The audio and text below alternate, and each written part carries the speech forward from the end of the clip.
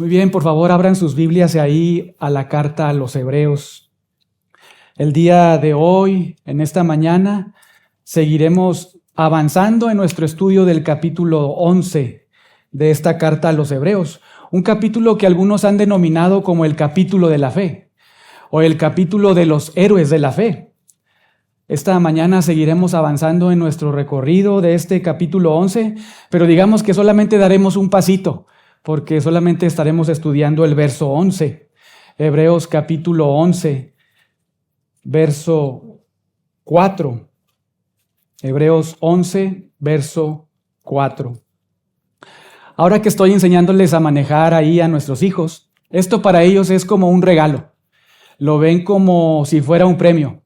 ¿Quién sabe después, verdad? Ya que pasen los meses, aprendan a manejar, obtengan su licencia y estén ahí muy cómodos y les pida pues ir al súper a comprar el mandado o a pagar los servicios ahí a CFE, gas, el agua. Pero por ahora ellos, este momento en que voy y les enseño a manejar, pues es un momento muy, muy lindo. Lo ven nuevamente como un premio, como algo que ellos logran. Y yo les he dicho que les voy a llevar a manejar y les voy a enseñar a manejar siempre y cuando hagan un par de cosas. Número 1, que se levanten muy temprano. Y número 2, pues que levanten ahí los regalitos que dejan las perras en el zacate, ¿verdad? Un par de perritas que tenemos y dejan ahí unos regalitos muy interesantes. Y bueno, pues ¿qué creen que hacen ellos? Sí, pues se levantan muy rápido, se levantan tempranito. Y bueno, pues listos están ahí para levantar esas cositas de las perritas, se alistan y están esperando a que su papá baje ahí, se arregle y entonces los lleve a manejar, que cumpla lo que prometió. ¿Por qué obedecieron? Porque creyeron en la promesa de su papá. Se levantaron temprano, limpiaron ahí el pasto, porque estaban seguros que si lo hacían, obtendrían el premio. Me agradarían y los llevaría a manejar. Y eso es lo que ha sucedido. En estas líneas que vemos aquí en Hebreos 11:4, Dios nos deja ver por medio del autor de Hebreos el ejemplo de un hombre que creyó en Dios y en las promesas de Dios. Una persona que vivió en este mundo caído, con un cuerpo caído y mentes caídas, procurando agradar a Dios y le agradó. Una persona como tú y como yo, que nuevamente vivió en este mundo caído, con una mente caída, con filosofías antibíblicas, antidios, pero que vivió en este mundo y agradó a Dios. Recibió la aprobación de Dios, porque supo que cumpliría Dios sus promesas, y eso lo animó a seguir adelante.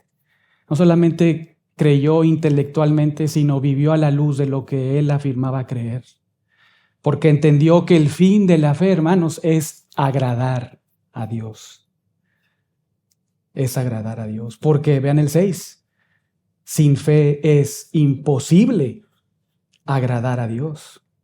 En esta mañana seremos fortalecidos en nuestra fe al ver cómo por la fe Abel fue capacitado. Fue, digamos, empoderado. No como algunos piensan, ¿verdad? Pero fue empoderado por la fe, capacitado para agradar a Dios. Eso es más poderoso que experimentar cualquier evento supuesto espiritual. Dios nos ha dado la fe para darnos el poder y la capacidad para agradarle a Dios y no desagradarle.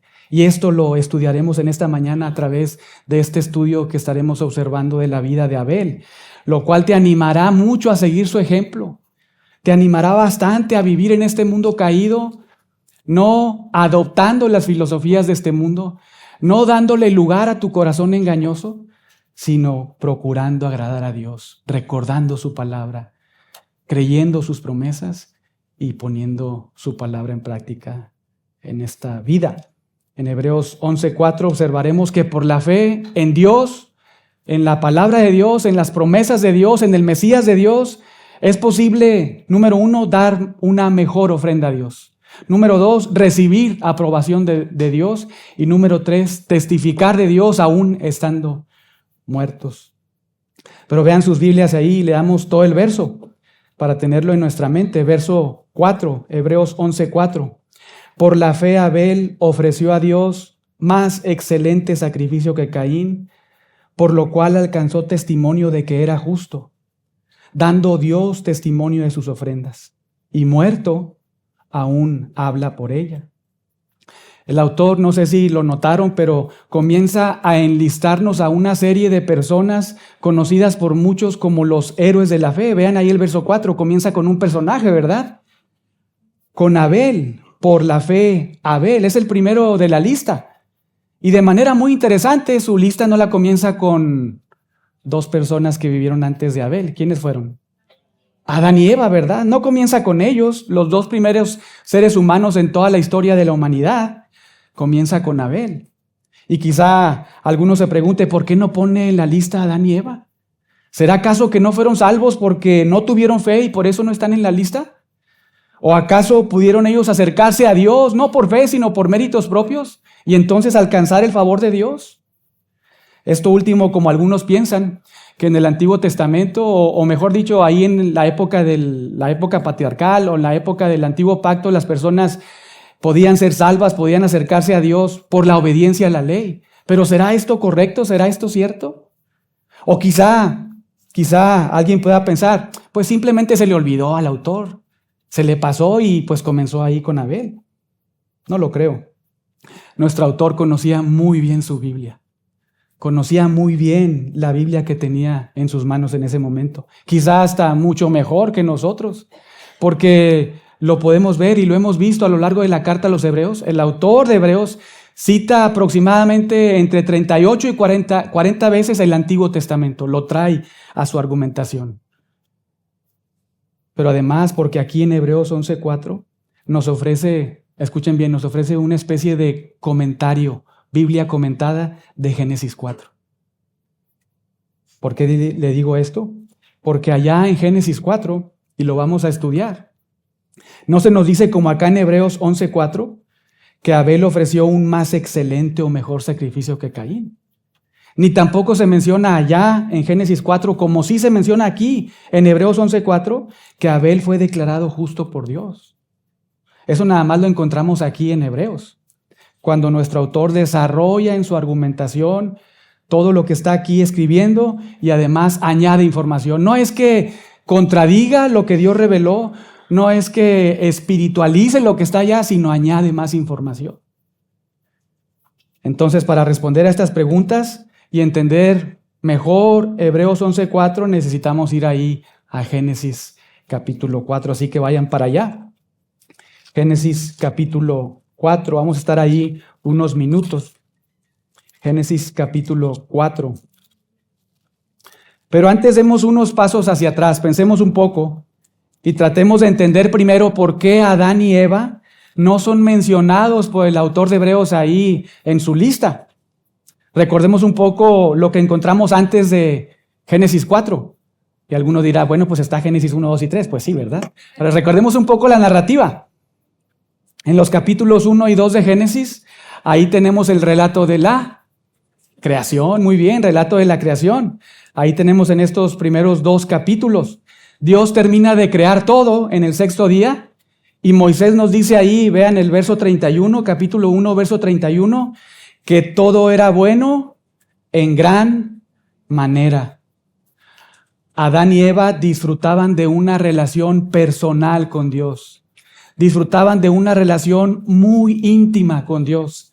De hecho, pareciera que ellos, antes de la caída, muy importante, antes de la caída, ellos y solo ellos, Adán y Eva, pudieron ver con sus propios ojos a Dios. Quizá, probablemente a quien veían era el Cristo preencarnado. Todo esto antes de la caída. Más adelante en el capítulo 2, verso 16, vean ahí, se nos dice que Dios se dirige a Adán y le dice algo muy importante. Noten, verso 16.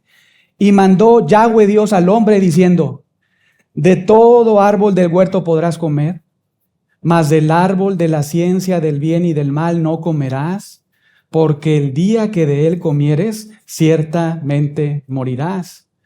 ¿Y qué sucede? Génesis 3. Génesis 3, Adán y Eva son engañados por la serpiente. Y lo que hacen es desobedecer a Dios. Dejan de creer en Dios. Hermanos, dejan de creer en la palabra de Dios para creer en las mentiras del diablo. Dejan de creer en Dios y en la palabra de Dios para creer en el engaño, en la mentira del diablo. Pero esto no debería de sorprendernos porque sigue sucediendo hoy en nuestros días, tanto fuera de la iglesia como dentro de la iglesia. Por ejemplo, fuera de la iglesia es obvio y es natural, las personas tienen su mente entenebrecida, no entienden, lo hemos estudiado ahí, Romanos 3, la radiografía de todo ser humano en su estado natural. No entienden, no busca a Dios, no hay justo ni aun uno. Fuera de la iglesia, personas con mentes entenebrecidas se alejan cada vez más y más y más de Dios para creer y adoptar las filosofías de este mundo que están dominadas por Satanás. Pero también esto mismo sigue sucediendo tristemente dentro de la iglesia, con aquellos que son fácilmente movidos por cualquier viento de doctrina. ¿Por qué? Por no conocer la doctrina, por no leer, estudiar, interpretar y aplicar la palabra de Dios. Por eso sucede también en la iglesia, porque Pablo lo ha dicho, Hechos 20, de la iglesia saldrán lobos rapaces, dentro de la iglesia surgirán falsos maestros. Es una realidad. Ahora, en ese preciso momento en que Adán y Eva pecan, sucede una tragedia espiritual. Ahora están separados de Dios por su pecado y han muerto espiritualmente. Y en ese mismo instante, hermanos, debían morir físicamente para ser lanzados de inmediato al infierno y recibir por toda la eternidad la ira de Dios como pago por su pecado. Eso debía haber sucedido.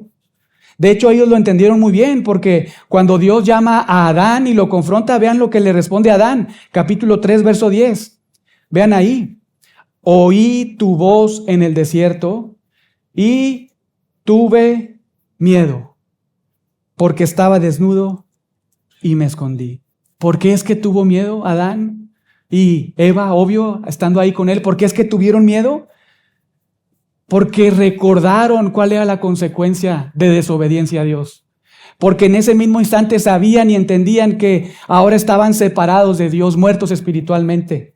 Por eso dice, escuché tu voz y tuve miedo, porque estaba desnudo, entendí que te desobedecí y ahora la consecuencia de mi pecado lo estaba viendo, estaba avergonzado. Ahora ellos entendían que lo que seguía después de su muerte espiritual, ahora lo que seguía era la muerte física, el infierno eterno. Eso es lo que seguía para sus vidas. Pero hermanos, Dios no los mata, pudiendo hacerlo, no los mata. Porque nuestro Dios, si bien es cierto, no tendrá por inocente al culpable, también es cierto que se deleita en salvar a pecadores. Y desde aquí lo vemos. Él se deleita en salvar a pecadores. Él es misericordioso y paciente. Él es tardo para la ira y grande en misericordia. No los aplasta con su ira, no los manda al infierno para siempre. No lo hace. Es paciente, misericordioso. Quiere la salvación del pecador.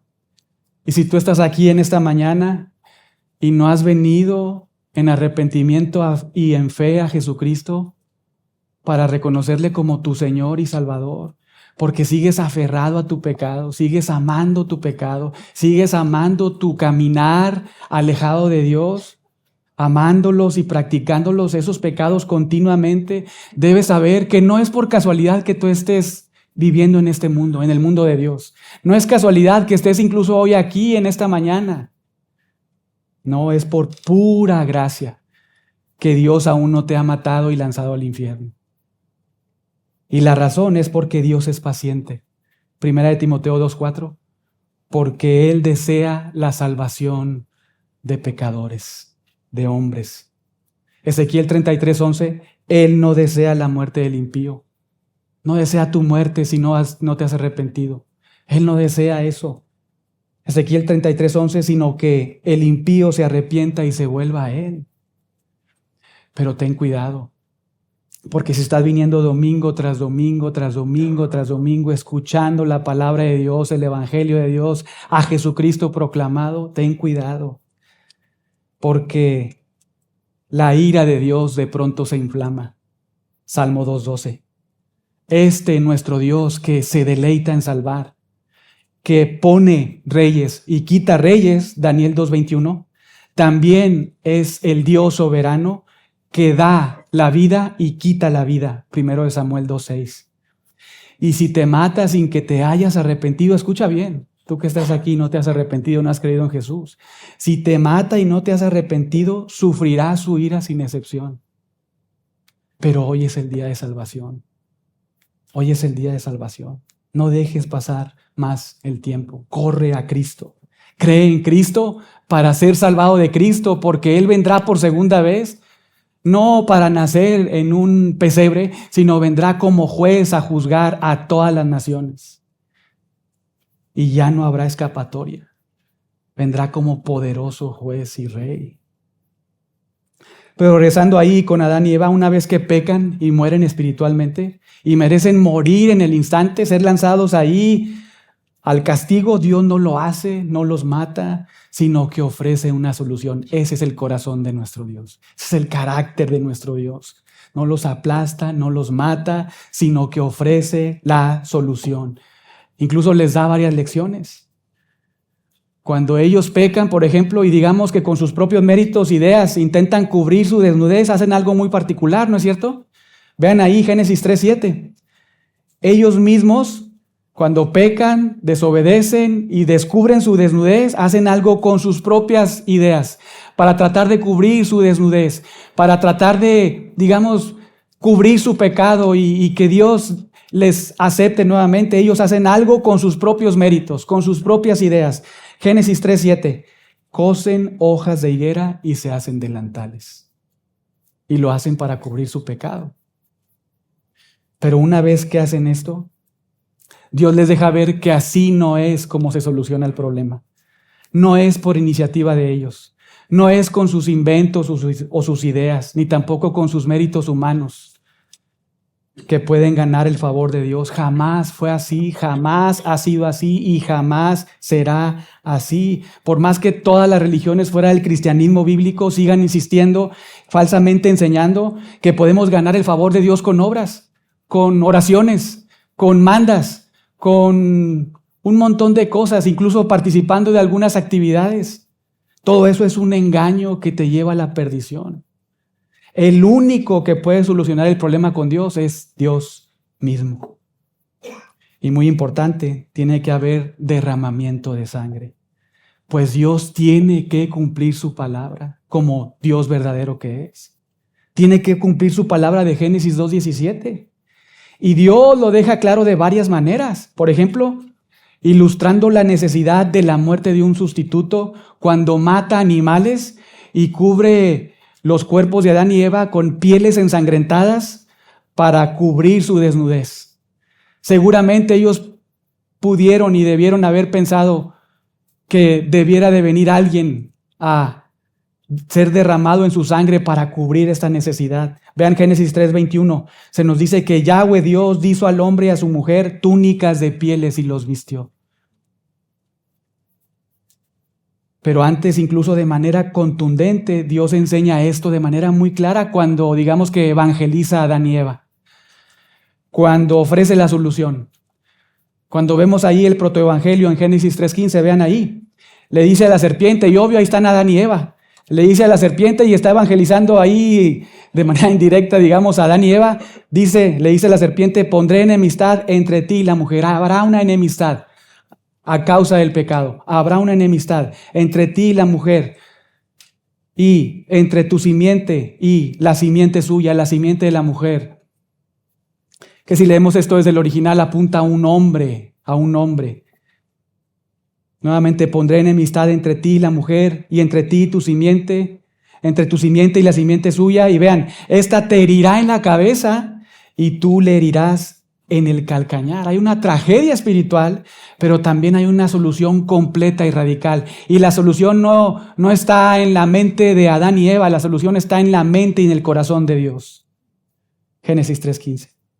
Dios promete que vendría un hombre que nacería de la mujer y que aplastaría a Satanás, aunque al mismo tiempo él sufriría. pero que sin duda este hombre que aplastaría la cabeza de Satanás revertiría la maldición. Y la pregunta es entonces, ¿cómo respondieron Adán y Eva a este protoevangelio de Génesis 3:15? ¿Qué decisión tomaron? ¿Creyeron en Dios, en la palabra de Dios, en este hombre, este Mesías de Dios, o siguieron creyendo al diablo? ¿Siguieron creyendo a sus propios corazones engañosos? ¿Qué hicieron? Es la gran pregunta. Gracias a Dios creyeron y fueron salvos. ¿Por qué decimos esto? Por lo que vemos en Génesis 3:20, vean ahí. Porque aun y cuando Adán y Eva en ese punto no tienen hijos, los dos, Adán y Eva, creen que de Eva nacería un hombre, ese hombre que Dios prometió, Génesis 3:15, que sufriría pero que también aplastaría a Satanás, porque vean lo que dice Adán, Génesis 3:20, llamó a Adán el nombre de su mujer Eva, que no tenía hijos en ese punto otra vez, llamó a Adán el nombre de su mujer Eva, por cuanto ella era madre de todos los vivientes. ¿Por qué es que Adán le pone por nombre Eva? Porque cree en el protoevangelio, cree en lo que Dios había dicho, que de la mujer nacería una persona, un hombre que aplastaría a Satanás. Los dos creen eso. Adán pone por nombre a la mujer Eva y Eva acepta el nombre y los dos creen en ese futuro glorioso que vendría. Un hombre que vendría a solucionar el problema. Y recuerden, dice esto, Adán, Eva recibe ese nombre cuando aún no tienen hijos. Pero dicen esto creyendo en Dios, manifestando su fe en Dios, en la palabra de Dios y en ese nuevamente hombre, ese Mesías que nacería en el futuro del vientre de una mujer que vendría a solucionar el problema. Incluso esto mismo lo vemos ahí en Génesis 4:1, vean. Cuando se nos dice que conoció a Adán a su mujer, ese conocimiento es un conocimiento íntimo, ¿verdad? Una intimidad entre estos dos esposos. De paso ahí, pues el matrimonio, ¿verdad? Tenemos que Dios crea el matrimonio, vean ahí 2:24. Pero bueno, estos dos personas, hombre y mujer, Adán y Eva, tienen una intimidad ahí. Y entonces dice, concibió y dio a luz a Caín. Y vean lo que dijo. Nuevamente, por voluntad de Yahweh. ¿Por qué dice eso? Otra vez, porque están pensando en Génesis 3:15. Por voluntad de Yahweh he adquirido varón. Porque nuevamente ellos tenían esa expectativa de Génesis 3:15. Porque Dios prometió que del vientre de una mujer nacería un hombre que aplastaría a Satanás. Y Eva y toda mujer creyente, cuando daba luz en ese momento, a partir de ese momento, cuando daba luz, pensaban, aquí viene. Quizás sea este el Mesías. Quizás sea este el hombre que venga a aplastar a Satanás. Quizás sea él. Claro, por lo que vemos con Caín, lo que conocemos en la narrativa, pues sabemos que no fue él, ¿verdad? Pero la expectativa de ellos desde ese punto era creer en ese protoevangelio, creer en ese hombre que vendría. Entonces Adán y Eva fueron salvos no por obras, sino por gracia de Dios solamente, mediante la fe únicamente en la persona del Mesías solamente. Ellos creyeron en la palabra de Dios y fueron salvos. Pero volviendo ahí a las preguntas, si esto fue así, ¿por qué el autor de Hebreos no nos pone ahí en su lista del capítulo 11 si fueron salvos por fe, verdad? Debemos de hacernos ese tipo de preguntas cuando vamos a la palabra de Dios. ¿Por qué será? ¿A qué se deberá? Pareciera que no lo hace, porque recuerden que Adán y Eva, antes de la caída, pareciera que veían con sus propios ojos a Dios, tenían una comunión íntima, personal con Dios, algo que solo ellos experimentaron porque fue antes de la caída, antes de la caída. Ningún otro creyente después de la caída, en toda la historia de la redención, hemos disfrutado esto como ellos lo disfrutaron con sus ojos. Caminar con Dios, ver a Dios. Como dice ahí Génesis 3, en la fresca de la mañana, muy temprano, o escuchar el sonido de Dios paseándose ahí por el huerto. Por eso probablemente ellos no están ahí en esta lista de Hebreos 11, porque aunque fueron salvos por fe en el Mesías, en este hombre prometido de Génesis 3:15, ellos sí vieron a Dios. Digamos que andaban por vista y por fe. A diferencia de todos nosotros los demás que venimos después de la caída, que andamos no por vista, sino por fe. Por eso Abel y otros más son nuestros ejemplos más apropiados, porque nosotros todos andamos no por vista, nadie ha visto a Dios, sino por fe. Fueron personas, Abel y otros, esos que se describen ahí en Hebreos 11, fueron personas como nosotros, hombres y mujeres que no vieron a Dios, pero que creyeron en Dios, porque Dios les dio la fe para creer en Él y en su palabra. Estos que observamos aquí en toda esta lista antes de la cruz, que creían en las promesas de Dios, en el Mesías que habría de venir. Y nosotros de este lado de la cruz, que creemos que en ese Mesías que vino y que su nombre es Jesucristo, pero que también tenemos una expectativa futura de que pronto regresará, que vendrá por su iglesia para arrebatarnos y al final vendrá y establecerá aquí su reino y el estado eterno. Pero bueno, habiendo hecho un repaso ahí muy rápido, ahora sí veamos Génesis capítulo 4. Porque recuerden que estamos aquí porque queremos comprender lo que está en Hebreos 11:4. Porque recuerden también, allá Hebreos 11:4, el autor de Hebreos nos ofrece una especie de comentario bíblico de lo que está aquí. Porque añade más información allá en Hebreos 11:4 que la información que tenemos aquí. Vean la narrativa ahí conmigo. Génesis 4, comenzando en el verso 1. Conoció Adán a su mujer Eva, la cual concibió y dio luz a Caín y dijo, por voluntad de Yahweh he adquirido varón. Después dio luz a su hermano Abel, y Abel fue pastor de ovejas y Caín fue labrador de la tierra. Aquí tenemos al primer matrimonio, ¿verdad? No es un hombre con un hombre, no es mujer con mujer, ni tampoco son muchos hombres con muchas mujeres. Es un hombre con una mujer que tienen una relación íntima dentro del matrimonio. Ese es el diseño de Dios para el matrimonio. Y aquí tenemos el primer matrimonio. Adán y Eva con sus dos primeros hijos. Caín, el hijo y hermano más grande, que tenía como oficio ser agricultor. Y Abel, el más pequeño, que era pastor de ovejas. Y todo está bien hasta ahí. Pero vean el verso 3, continuemos leyendo. Y aconteció andando el tiempo que Caín trajo del fruto de la tierra una ofrenda a Yahweh. Y Abel trajo también de los primogénitos de sus ovejas, de lo más gordo de ellas. Y miró Yahweh con agrado a Abel y a su ofrenda, pero no miró con agrado a Caín y a la ofrenda suya. Y se ensañó Caín en gran manera y decayó su semblante. Y acá vemos varias cosas. Por ejemplo, aunque la narrativa no nos da muchos detalles, pudiéramos pensar que cuando se señala ahí en el verso 3, vean, aconteció andando el tiempo o sucedió al final de los días, que muy probablemente Dios había determinado un día en particular para que se le ofrecieran este tipo de presentes, ofrendas.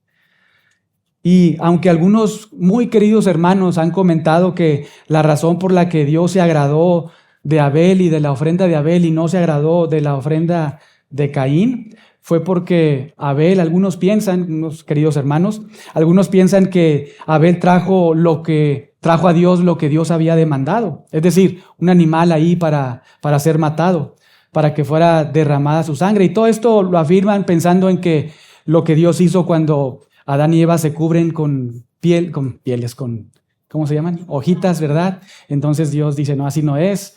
Ilustra la necesidad de un sustituto, de derramamiento de sangre. Entonces, algunos al ver eso piensan que este hecho, de esta situación, este agrado de Dios para con Abel y no con Caín es precisamente porque Abel trae un animal para que sea su sangre derramada y Caín trae otra cosa distinta. Pero la verdad es que no vemos esto aquí en la narrativa de Génesis 4. No se menciona nada al respecto. Lo que sí se nos dice, vean ahí, es que Caín trajo del fruto de la tierra una ofrenda. Y lo que se añade es que Abel trajo como ofrenda a Dios de los primogénitos de sus ovejas, pero vean la parte final, de lo más gordo de ellas. De lo más gordo de ellas. Caín trae fruto de la tierra, Abel trae una oveja especial. Verso 4, y Dios mira con agrado. Dios mira con agrado a Abel y Dios mira con agrado su ofrenda. Y verso 5, mira con desagrado a Caín y mira con desagrado su ofrenda. Y conocemos el resto de la historia. ¿Caín se alegra o se enoja? Se enoja, ¿verdad? Caín se enoja, Dios le confronta y le pregunta algo. Vean el verso 6. ¿Por qué te enojas? ¿Por qué ha decaído tu semblante? Si bien hubieras hecho, ¿no serías enaltecido? Le está mostrando como un Dios misericordioso que es. Mira, si tú hubieras hecho bien, si tú hubieras ofrecido una ofrenda como debes de ofrecérmela a mí, ¿acaso no hubiera sido enaltecido? ¿Acaso no me hubiera agradado Dios? ¿Yo? Es lo que está diciéndole Dios a Caín. No tenía necesidad de hacer eso, simplemente de sentir desagrado y de expresar y manifestar Dios su desagrado con Caín y rechazarle. Pero no lo hace. Nuevamente, como no lo hizo con Adán y Eva cuando pecan, ¿verdad? Aunque mueren espiritualmente, les da la solución y ellos creen en ese hombre. Y acá sucede exactamente lo mismo con Caín. Caín trae una ofrenda desagradable a Dios y Dios no lo pulveriza en el momento, pudiendo hacerlo. Más bien le confronta, le hace ver su pecado. ¿Por qué te enojas? ¿Por qué ha decaído tu semblante? Si bien hubieras hecho, ¿no serías enaltecido? Y lo hace de manera muy amorosa. Y hermanos, además de eso, le advierte del peligro del pecado. No nada más le hace notar eso, su pecado, sino que le advierte el peligro del pecado. Le muestra la posibilidad que tiene él de hacer y cometer pecados más feos, más grotescos. Vean el verso 7. Si no hicieres bien, vean, el pecado está a la puerta. Con todo esto, a ti será su deseo y tú te enseñorearás de él. El pecado está a la puerta, pero tú tienes la posibilidad de enseñorearte sobre el pecado. Pero si no lo haces, si no haces bien, el pecado está ahí listo, tocando la puerta y a ti será su deseo. Vendrá a ti. Digamos, derrumbará la puerta de tu corazón, de tu mente y te hará pecar grotescamente, profundamente. Y conocemos el resto de la historia. Caín no se arrepiente a pesar de este cuidado amoroso que tiene el Creador. Este amor que expresa el Dios de amor y misericordia hacia pecadores. Caín no se arrepiente de su pecado delante de Dios, de traer una ofrenda desagradable a Dios, y eso lo lleva a cometer otro pecado. Planea y mata, hermanos, escuchen bien, lo saben, planea y mata con sus propias manos, ¿a quién? A su hermano de sangre, a Abel. Impresionante. Presten atención en esto. Un pecado no confesado de Abel lo lleva a practicar otro pecado que está llamando constantemente a la puerta de su corazón. Ese es el peligro del pecado, de un pecado no confesado, de un pecado no arrepentido. En ese lugar estás hoy si tú no estás reconociendo tus pecados delante de Dios, si no estás confesándolos, si no te estás arrepintiendo, está ahí el pecado a la puerta. Y si no confiesas tu pecado, si no te arrepientas aún de cristiano, vas probablemente a caer más profundamente y recibirás la disciplina del Señor si eres un hijo de Dios. Y si no eres una persona que ha venido a la fe, probablemente caerás cada vez más y más y más, como esa espiral que vemos en los jueces, ¿verdad? Que cada quien hacía lo que bien le parecía. Una espiral pecaminoso, cada vez más profundo y profundo y profundo al pecado. Pero una vez que el pecado toca la puerta de Caín y él no hace caso, el pecado tumba la puerta de su mente, arrasa su corazón, lo domina de tal forma que es capaz de, hermanos, matar a su propio hermano. ¿Quién hace eso? ¿Quién es capaz de matar a su propio hermano? ¿Quién es capaz siquiera de planear la muerte de un hermano? Lo hace una persona no arrepentida de su pecado. Lo hace una persona que ha cometido pecados delante de Dios y que no los ha confesado, que no se arrepiente. Que tiene, por eso, por no confesar su pecado, por no arrepentirse de su pecado, tiene como verdugo al pecado. Lo tiene como su verdugo, está esclavizado al pecado. Y solo es cuestión de tiempo para que cada vez cometa más y más pecados, cada vez también más y más profundos. Caín mata a Abel, verso 8. Dios le confronta y le pregunta en el verso 9, ¿dónde está Abel tu hermano? Verso 10, ¿qué has hecho? La voz de la sangre de tu hermano clama a mí desde la tierra. Está clamando la voz de Abel, venganza, venganza. Acá debe haber justicia, porque alguien cometió pecado contra ti, Dios, y me ha matado. Manifiesta tu justicia. Una voz de Abel que no conocimos en toda la narrativa, no sé si lo han visto. No hemos escuchado, digamos, leído la voz de Abel en toda la narrativa. Hemos estado viendo a Caín, pero la voz de Abel no la vemos. Pero una vez muerto, clama justicia. Clama justicia. Ahora se escucha cuando está muerto. Y Dios dice, la voz de la sangre de Abel está clamando a mí desde la tierra. Y Caín, hermanos, en lugar de arrepentirse, ¿verdad? Vean todas las oportunidades de este Dios de misericordia. Y Caín, en lugar de arrepentirse, se queda mudo. Una vez más, no se arrepiente, no confiesa su pecado y Dios le maldice. Es lo último. Es una caída profunda. Dios le maldice. Y ahora, hermanos, Caín cae en una desgracia muy fuerte. Digamos que sufre una maldición doble. La maldición ocasionada por el pecado original de Adán y Eva y la maldición por su propio pecado. Terrible, y lo pueden ver ahí en la narrativa lo que sucede y lo que va a suceder con su vida.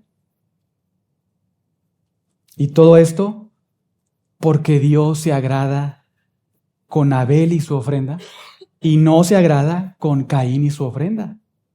¿Por qué pasa esto? ¿Por qué Dios se agrada con Abel y su ofrenda y no se agrada con Caín y su ofrenda? Ahora sí tenemos que regresar a Hebreos 11. Hebreos 11:4. Hebreos 11:4.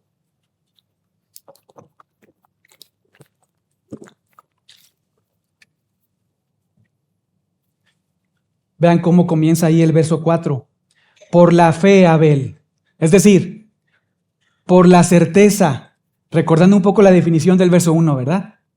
Por la certeza o sustancia de lo que se espera, de lo que Dios ha prometido.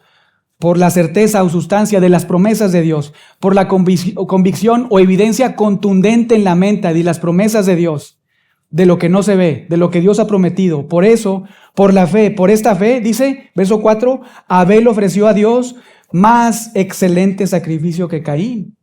Y aquí está la razón del por qué Dios se agrada de Abel y su ofrenda y no con Caín y su ofrenda. Porque, hermanos, vean el inicio del verso 4. Porque Abel dio su ofrenda a Dios, ¿cómo? Con fe, por la fe. Abel ofreció a Dios más excelente sacrificio que Caín. Esta explicación, esto que argumenta aquí el autor de Hebreos, no lo vemos ahí en Génesis 4. Pero sí aquí, por la fe, Abel ofreció a Dios más excelente sacrificio que Caín.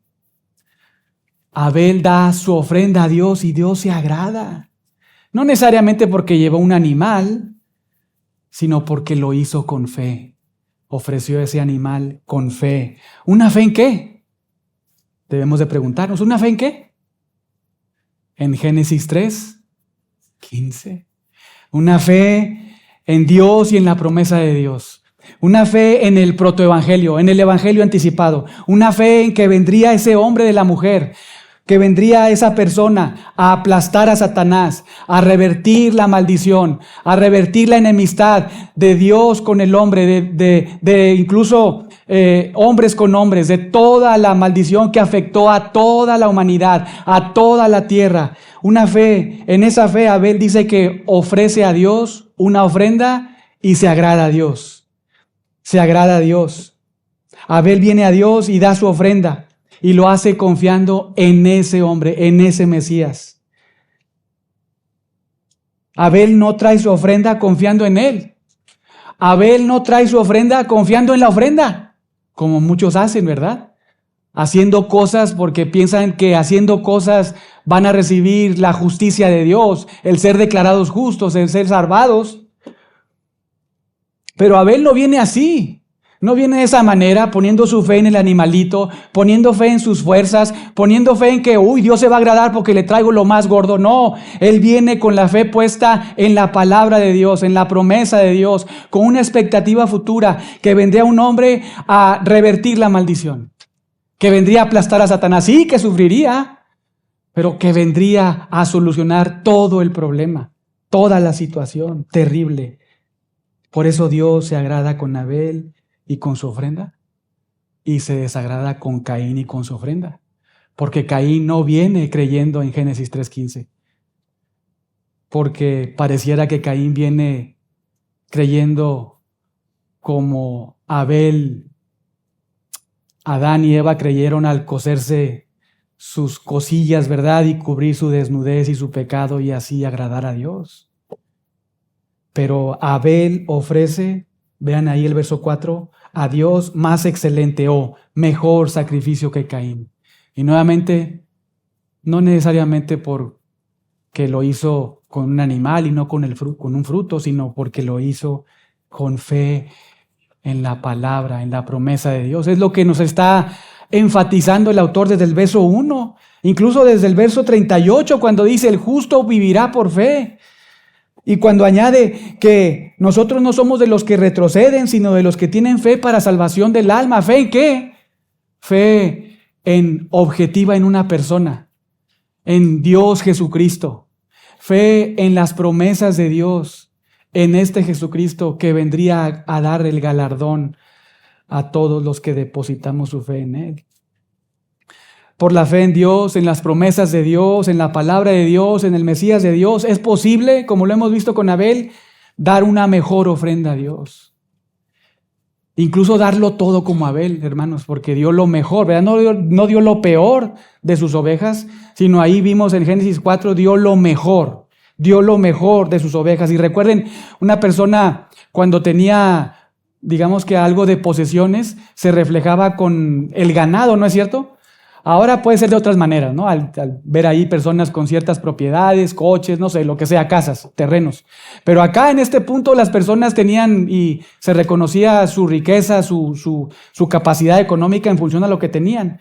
Y no sabemos qué tanto tenía Abel, pero viene y trae lo más gordo, costoso.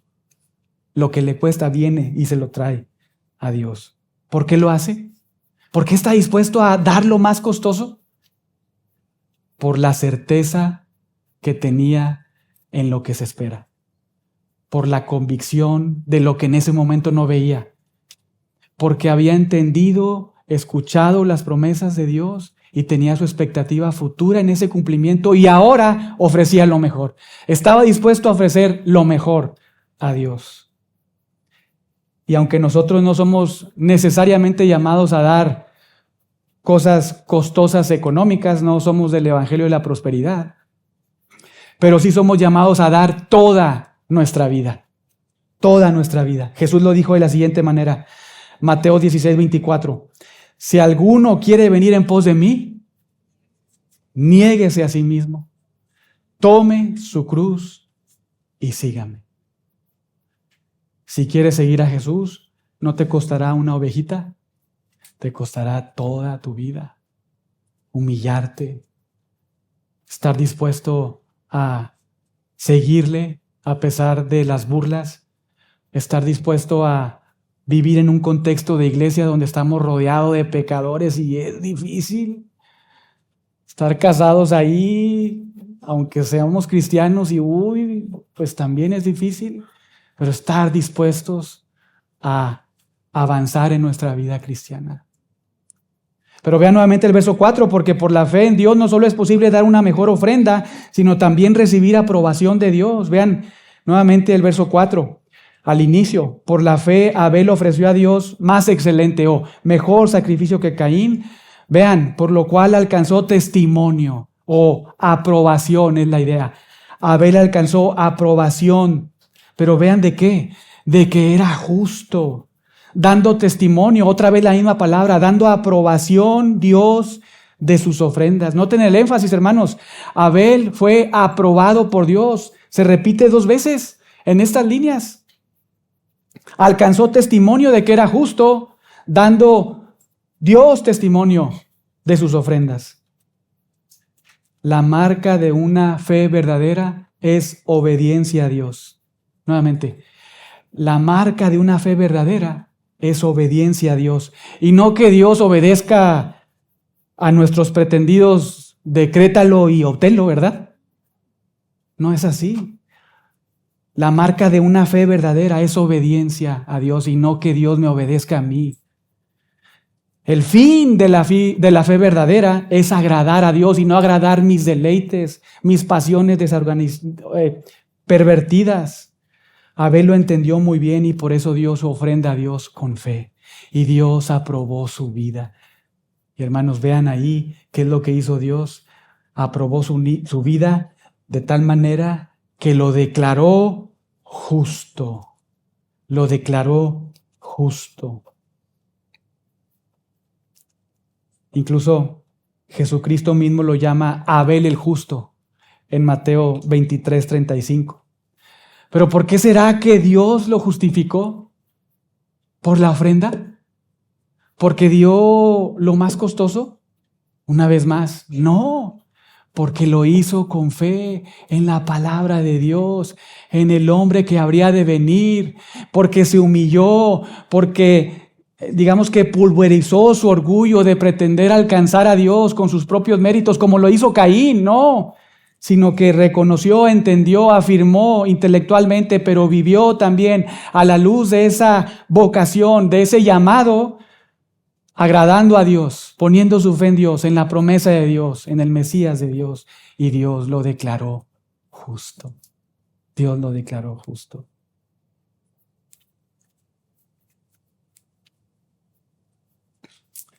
Vivió su vida a la luz de Génesis 3:15, así como tú y yo, como hijos de Dios, vivimos a la luz de este libro. Si somos creyentes genuinos, vivimos a la luz de toda la revelación de Dios. Abel tenía la promesa de Génesis 3:15, ¿verdad? Y vivió a la luz de Génesis 3:15 y se aferró a esa promesa. Y dio lo mejor. Y cuando Caín va y lo persigue y está planeando su muerte, él no dice mentiras. Él no se escapa, ¿verdad? Está ahí, está dispuesto a sufrir. Y muere a causa de haber ofrecido esta ofrenda a Dios. Nosotros somos, o debiéramos hacer lo mismo exactamente. Vivir a la luz de este libro, de todas las promesas, nuestra expectativa futura. Claro, vemos al pasado, la obra de Dios, la obra de Cristo en la cruz, pero también vemos en el futuro lo que nos espera. Y eso debiera de motivarnos a vivir para agradarle a Dios, a vivir para recibir de Dios su aprobación, a vivir a la luz de lo que ya hemos recibido, nuestra justificación. Por la fe en Dios no solo es posible ofrecer una mejor ofrenda a Dios o recibir la aprobación de Dios, sino también testificar de Dios aún estando muerto. ¿Cómo? ¿Cómo así? Al haber vivido en esta vida, agradando a Dios y siendo ejemplo a otros. Además de evangelizar, ¿verdad? Pero habiendo vivido en esta vida, agradando a Dios y siendo de ejemplo a otros, como sucedió con Abel. Vean el verso 4 al final. Y muerto, aún habla por ella. Este hombre que no tenemos registradas sus palabras en Génesis 4, una vez muerto, su sangre clama justicia, ¿verdad? Al Señor. pero también su propia vida, su testimonio habla sobre la realidad de Dios y de la palabra de Dios. Abel perseveró en la fe en Dios hasta el final, y eso le costó la vida. El peligro no le hizo retroceder. El plan de su hermano no le hizo abandonar, no le hizo dudar, porque Dios le regaló una fe fuerte que lo mantuvo firme hasta el día final de su vida, como toda fe que Dios regala a los suyos. Por eso, aún muerto, Dios escucha su clamor. Por eso, aún muerto, tú y yo leemos esto y es como si Él nos estuviera predicando, ¿no es cierto? Viendo esto, escuchando esto, su vida, su ejemplo, y wow, tremendo. Y Dios puede usar esta su palabra, este testimonio para salvarte hoy, para santificarte hoy, para afirmarte hoy en la fe. Es como si Abel nos estuviera diciendo en esta mañana: observa mi fe en Dios. Ve cómo Dios me declaró justo. No pierdas de vista que Dios me permitió perseverar hasta el final y yo llegué a la meta. Nota la influencia que Dios me ha permitido ser en la vida de otros. Porque aún y cuando Él está muerto, y probablemente nosotros como hijos de Dios todos, cuando estemos muertos, si Dios quiere, puede usar nuestras vidas, aún y cuando no seamos grandes predicadores, pero puede usar nuestras vidas para que sean de ejemplo a otros y le conozcan. Aunque es necesario que escuchen el Evangelio, que se les predique el Evangelio para que escuchen la palabra de Dios y vengan a la salvación. Aún muerto, sigue hablando por medio de Génesis 4 y Hebreos 11:4. Por la fe en Dios, en la palabra de Dios, en las promesas de Dios, en el Mesías de Dios, Jesucristo, por la fe en Él es posible, hermanos, agradar a Dios al ofrecerle nuestra vida en obediencia. Nosotros podemos ser aprobados por Dios, justificados por Dios, no porque hagamos algo antes, sino porque nuestra fe es una fe activa, es una fe real, porque se manifiesta en obediencia a Dios, porque el fin de la fe es obediencia a Dios. Y es mi oración y deseo que no haya acá entre nosotros ninguna réplica de Caín, ¿verdad? Que Dios constantemente nos está ahí mostrando el pecado y no nos arrepintemos. Que no sea eso. Porque Caín fue encontrado por Dios, por su hermano, por sus padres como un asesino rebelde, como una persona que pecó contra Dios, contra sus padres, contra su hermano, que Dios le mostró misericordia y él no quiso, abandonó. Que no seamos como Caín, sino como Abel, personas que vivimos después de la cruz y que creemos firmemente, no en un Mesías que ha de venir, sino en el Mesías que vino, murió y resucitó, que tiene por nombre Jesús, el Salvador. Que vivamos procurando agradarle como Él en cada decisión de nuestra vida, en cada ámbito en el que nos movemos, porque esa es la característica y finalidad de la fe. Esta fe que Dios nos regala y que nos da la capacidad para agradarle a Él. ¡Qué lindo! Dios nos da una fe fuerte para perseverar. Dios nos da una fe que nos da la capacidad y el poder para agradarle. Piensa en eso. El que Dios observara un acto de traer a Abel una ofrenda a Dios, un animalito, el Dios omnipotente, soberano, que le traigan un animal y que se agrade, que sienta alegría, que sienta deleite por ver que un hijo suyo, una persona que ha depositado su fe en Él, lo hace de esta manera y que Él se agrade. Lo mismo sucede hoy con nosotros, en cada decisión de tu vida.